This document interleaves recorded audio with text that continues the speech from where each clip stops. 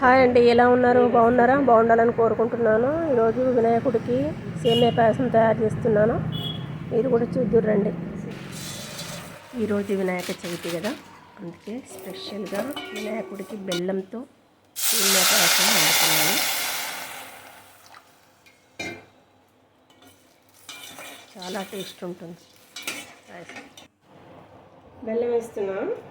సేమియా కూడా బెల్లంతోనే చేస్తాను. చక్కెరతో కూడా చేస్తాను. సరిపోతుంది బెల్లం. కాస్త పాలు పోసుకున్నాం. పాలు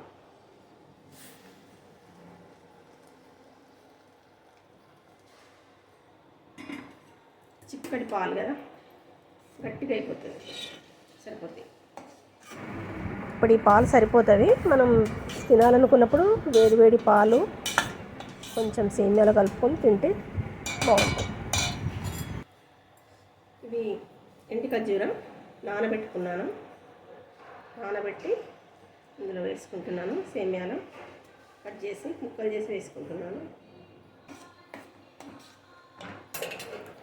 నెయ్యిలో వేయించుకొని పెట్టిన కాజు ఇవి కూడా వేస్తున్నాను.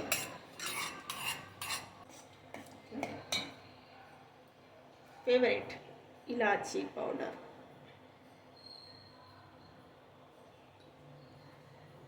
ఇలాచీ పౌడర్ వేసుకున్నాను. లోటస్, వినాయకుడిని తీసుకొచ్చేటప్పుడు లోటస్ ఫ్లవర్ తీసుకొచ్చిండ్రు. మొగ్గ ఇది విప్పను కూడా విప్పలేదు.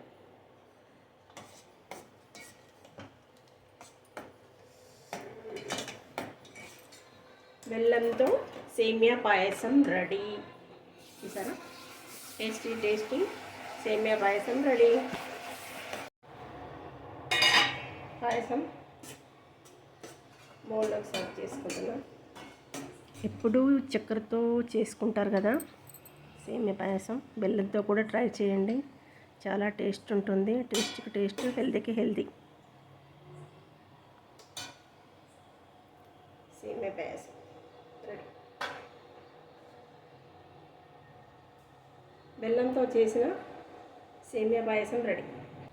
థ్యాంక్స్ ఫర్ వాచింగ్ అండి. Thank you very much.